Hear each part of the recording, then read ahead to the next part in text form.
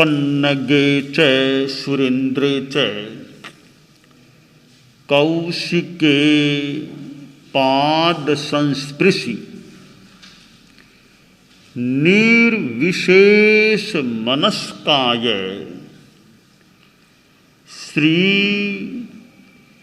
वीरस्वामिने नमः।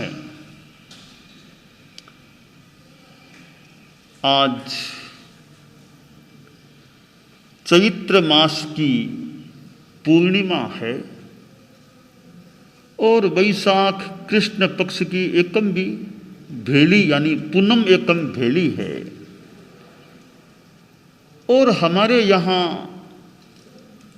विधान व्यवस्था है कि चैत्र शुक्ला पूर्णिमा और वैशाख कृष्णा एकम आगम के लिए स्वाध्याय के दिवस होते हैं।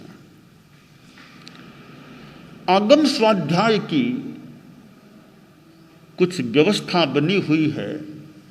उसके अनुसार चैत्री पूर्णिमा को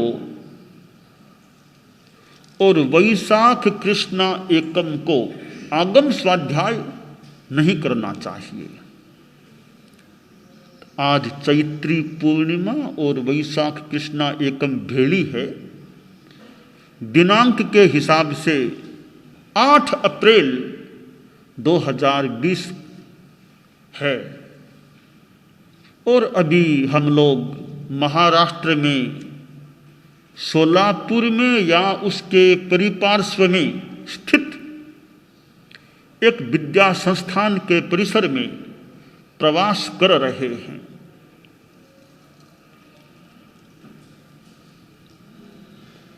विद्या संस्थान में प्रवास है और विद्या संस्थान एक महत्वपूर्ण चीज होती है जहाँ ज्ञान की आराधना होती है। बिल्डिंग मकान एक चीज है, वह सहायक है। ज्ञान की आराधना वह अपने आप में मूल चीज होती है। ज्ञान के द्वारा हमारे जीवन का आचरण भी अच्छा बने, वो एक महत्वपूर्ण बात है। जीवन को अच्छा बनाने के लिए जीवन में अच्छाइयों को हमें आत्मसात करना चाहिए, धारण करना चाहिए।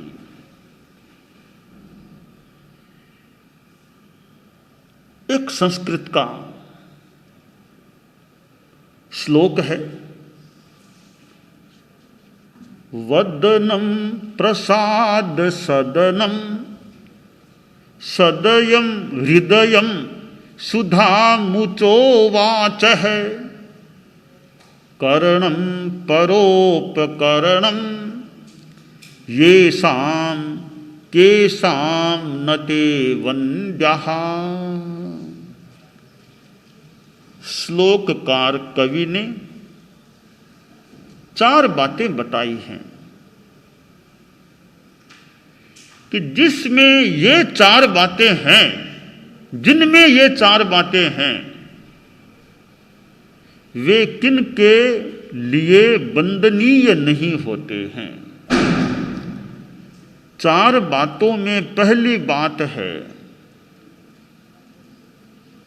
वदनम प्रसाद सदनम, जिनका वदन मुख प्रसाद का सदन होता है, प्रसन्नता का घर होता है, जहां प्रसन्नता अपना आश्रय बना करके रहती है।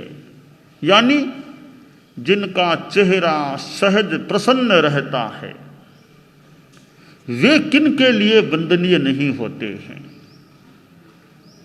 यहां एक प्रश्न है कि चेहरे का प्रसन्न होना इतना महत्वपूर्ण क्यों है। चेहरा प्रसन्न होना एक बात है उसकी पृष्ठभूमि में कसाय मंदता या कसायहीनता काम करती है। जो आदमी आक्रोशशील है, बात बात में बार बार गुस्सा करता है, उसका चेहरा इतना प्रसन्न नहीं रह सकता। उसकी प्रसन्नता को तो मानो गुस्सा खा जाता है। मानो गुस्सा एक प्रकार का राक्षस है जो हमारे प्रसाद को खा जाता है। चेहरे पर प्रसन्नता सतत सहज उसके रह सकती है जो गुस्से से बचकर के रहता है, या गुस्सा बहुत कम है जिसका, वह आदमी बहुत प्रसन्न रह सकता है। चेहरे की प्रसन्नता में भय भी बाधक है। जो ही मन में भय का भाव आता है, आदमी डरता है, उस समय भी चेहरे की प्रसन्नता गायब हो सकती है, खत्म हो सकती है। तो चेहरे की प्रसन्नता के लिए गुस्से का न होना और भय का न होना अपेक्षित है। चिंता मन में होती है तो चिंता से भी प्रसन्नता नष्ट होती है। जिसके मन में चिंता नहीं, जो निश्चिंत है, अचिंत है, निश्चिंत है, वह आदमी या उसका चेहरा प्रसन्न रह सकता है। जो सरल है, निश्चल है, छल कपट नहीं, दाव पेंच का प्रयोग नहीं करता, वह आदमी और उसका चेहरा प्रसन्न रह सकता है। तो कवि ने कहा कि जिसका वदन प्रसाद यानी प्रसन्नता का सदन है, आश्रय है, वे लोग किसके लिए वंदनीय नहीं। ऐसे कुल 4 बातें हैं। दूसरी बात बताई है सदयम हृदयम, जिसका हृदय दया सहित होता है, सदय होता है। जो आदमी दयावान होता है, दया है तो आदमी अहिंसक भी बन सकता है कि मेरी ओर से किसी को तकलीफ न पड़े, हो सके तो किसी का कल्याण करें पर किसी को तकलीफ न दें। दया जिसके मन में है वह किनका वंदनीय नहीं होता। वे लोग जो दयालु हैं, अनुकंपाशील हैं, अहिंसक हैं, तन कर मन कर वचन कर देतन काहू दुख, तुलसी पातक झड़त है देखत बाको मुख। जो महापुरुष संत पुरुष तन से, मन से, वचन से किसी को दुख नहीं देते, ऐसे संत पुरुषों का श्रद्धा से मुख दर्शन करने से भी दर्शन करने वाले का पाप झड़ता है। तो जो सदय है, दयावान है, उनमें वंदनीय होने की एक पात्रता और आ जाती है। तीसरी बात बताई कवि ने, सुधा मुचो वाच है। जिनकी वाणी सुधा श्राविणी होती है, कल्याणी होती है, जिनकी वाणी में गुणवत्ता है। वाणी की गुणवत्ता के 2 आधार हैं। पहला आधार है कि वाणी में अकटुता हो, अकाटव, कटुता न हो, और दूसरा आधार है वाणी में मृषा न हो, मिथ्यात्व, मिथ्यापन न हो, अयथार्थता न हो, और उनकी जगह है माधुर्य हो, मार्दव हो और यथार्थ हो। तो वाणी सुधा श्राविणी, सुधा मुख बन सकती है। तो जिनकी वाणी में अमृत झरता है वे किन के बंदनीय नहीं होते, यानी उनमें एक और बंदनीयता की पात्रता आ जाती है।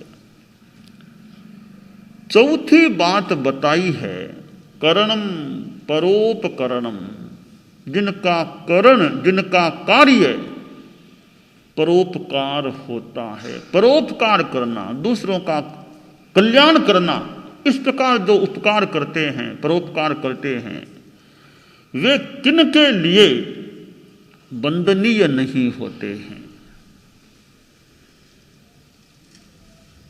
पेड़ होता है नमन्ति फलिनो वृक्षः नमन्ति विबुधा नरा शुष्कम काष्ठम च मूर्खश्च न नमन्ति तुटन्ति च। पेड़ फलवान बन जाता है, फलों के भार से लद जाता है तो झुक जाता है। पेड़ फलवान बनकर के फलों को खुद नहीं खाता है। स्वयं न खादन्ति फलानि वृक्षः, पेड़ अपने फलों को खुद नहीं खाते, दूसरे उनके फल खाते हैं, पेड़ खुद नहीं खाता। इतने फल, एक भी फल पेड़ नहीं खाता, खाने वाले दूसरे भले खाएं, पेड़ नहीं खाता। यह पेड़ की एक संदर्भ में परोपकार परायणता है। नदियां है स्वयं च नीरम न पिबन्ति नद्यः, नदियां है, इतना पानी नदी में, पर नदी खुद पानी नहीं पीती, दूसरे पीने वाले, काम लेने वाले लेते हैं। यह नदी की परोपकारशीलता है। इसी प्रकार संत पुरुष होते हैं परोपकाराय सताम विभूतयः। संत लोग हैं, सज्जन लोग हैं, वे भी मानो परोपकार के लिए आते हैं, परोपकार करते हैं। तो कवि ने कहा करणम परोपकरणम, जिनका कार्य परोपकार है, ऐसे लोग किन के लिए बंदनीय नहीं हो जाते हैं। तो हम ध्यान दे सकते हैं कि हमारा चेहरा प्रसन्नता, प्रसाद का सदन है या चिंता का सदन है, आक्रोश का सदन है, भय का सदन है। भीतर में जो भाव होते हैं उनकी अभिव्यक्ति कुछ चेहरे पर बाहर भी हो सकती है, क्योंकि हमारी मुद्रा भीतर के भावों से प्रभावित हो जाती है। भय, चिंता, आलस, अमन, सुख दुख, हेत अहेत, मन महीप के आचरण दृग दीवान कह देत। भीतर में भय है, चिंता है, आलस्य है, बेचैनी है, जो भी सुख है, दुख है, प्रेम है, घृणा है, ऐसे जो भाव हैं, तो मन रूपी राजा के ये जो भाव हैं, उस राजा का दीवान नेत्र या चेहरा, नेत्र रूपी दीवान प्रकट कर देता है कि भीतर में क्या भाव है। तो कवि ने जो कहा है कि बदनम प्रसाद सदनम, यह एक अभिव्यक्ति है कि भीतर में क्या भाव है। चेहरा सहज प्रसन्न है तो माना जा सकता है, संभावना की जा सकती है कि भीतर के भावों में पवित्रता है। कोई आदमी दिखावटी प्रसन्नता का प्रयोग करे, वो तो थोड़ी तुच्छ बात है, छोटी बात है, दिखावटी नहीं, सहज प्रसन्नता हो वो खास बात है। आदमी ऊपर से तो खुश दिखाई देता है, गले मिलता है, मीठी मीठी बातें करता है, भीतर में और कुछ योजना चल रही है। मैं उस प्रसन्नता का यहां जिक्र नहीं कर रहा हूं। सहज प्रसन्नता हो उसका महत्व है। उसमें तो दिखावटी प्रसन्नता में इतनी गुणवत्ता नहीं लगती जो गुणवत्ता सहज प्रसन्नता में होती है। चेहरा सुंदर है या असुंदर है, यानी देखने में चेहरे की आकृति कैसी है, इसका महत्व थोड़ा कहीं हो तो हो। चेहरा भले श्याम भी क्यों न हो, चेहरा गौर है अथवा श्याम है, इसका इतना महत्व नहीं। पर चेहरा प्रसन्न है या आकृष्ट है, इसका महत्व अधिक है। श्याम चेहरे वाला आदमी बहुत बड़ा काम करने वाला हो सकता है। श्याम चेहरे वाला क्या काम नहीं कर सकता बढ़िया? गौर चेहरा वाला क्या बढ़िया ही काम करेगा? यह कोई कसौटी नहीं लगती। इसलिए चेहरा गौर हो या श्याम, अच्छा हो जीवन में काम अच्छा हम करने का प्रयास करें। चेहरा गौण है इतना महत्वपूर्ण नहीं है, हमारा काम मुख्य, जीवन में काम क्या करते हैं। तो हम गौर और श्याम को ज्यादा महत्व न दे, हम महत्व दे काम को। काम कितना बढ़िया होना चाहिए। तो जो परोपकार करने वाला है, पर कल्याण करने वाला है, यानी बढ़िया काम करने वाला आदमी है, और काम बढ़िया है और जीवन में प्रसन्नता है, हृदय में दया है, वाणी सुधा श्राविणी है, परोपकार परायणता है, तो ऐसे लोग कितने अच्छे आदमी होते हैं, कितने बड़े आदमी होते हैं। आदमी कोई लंबा होने से इस संदर्भ में बड़ा नहीं हो जाता, मात्र उम्र से बड़ा होने से भी इस संदर्भ में आदमी बड़ा नहीं हो जाता। बहुत ऊंचे सिंहासन पर बैठ जाने मात्र से भी कोई आदमी बड़ा नहीं हो जाता। आदमी बड़ा होता है गुणों से, बड़ा होता है स्वभाव से। नमन खमन अरु दीनता, सबका आदर भाव, कहे कबीरा वही बड़ा जाका बड़ा स्वभाव। जिसका स्वभाव बड़ा है वह आदमी इस संदर्भ में बड़ा है। तो हमारे जीवन में बड़प्पन यानी महानता का विकास हो, और महानता के विकास के लिए कोई ऊंचा बैठना आवश्यक नहीं है। महानता इतनी सस्ती चीज नहीं है कि ऊंचा बैठो और महानता आ जाएगी, इतनी सस्ती चीज नहीं है। 1 रुपया दो और महानता को खरीद लो, इतनी सस्ती चीज महानता नहीं होती है। महानता के लिए कुछ करना होता है, कुछ जीवन में ग्रहण करना होता है, या अच्छे आचरणों का जीवन जीना होता है, कहीं झुकना होता है। ऐसे गुणों का, नम्रता, क्षमाशीलता, भक्ति, दूसरों के प्रति अनासाधना का भाव, ऐसे भावों का विकास होता है तो आदमी बड़ा बन सकता है। तो हम बड़ा यानी महान बनने का प्रयास करें, और महान बनते बनते बनते बनते कभी आत्मा भगवान भी बन सकती है। अहम महान भवेयम, अहम विद्वान भवेयम, अहम भगवान भवेयम। मैं महान भी बनूं और ज्ञानी विद्वान ज्ञानी आदमी भी बनूं और फिर कभी भगवान बनूं। भगवान बन जाएंगे फिर मानो एक तरह से परम लक्ष्य की प्राप्ति हो सकेगी। तो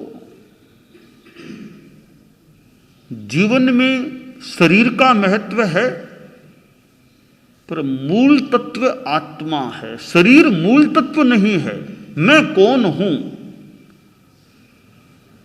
नाहम शरीरम, मैं शरीर नहीं, मैं आत्मा हूं, मैं आत्मा हूं, मैं आत्मा हूं।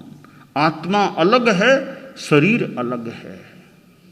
हम आत्मा के गुणों को विकसित करने का प्रयास करें, ठीक है, शरीर का अपना महत्व है, परंतु मैं हूं आत्मा। शरीर तो अभी साथ में है, जीवन है। मैं हूं आत्मा। शरीर अस्थाई है, आत्मा स्थाई है।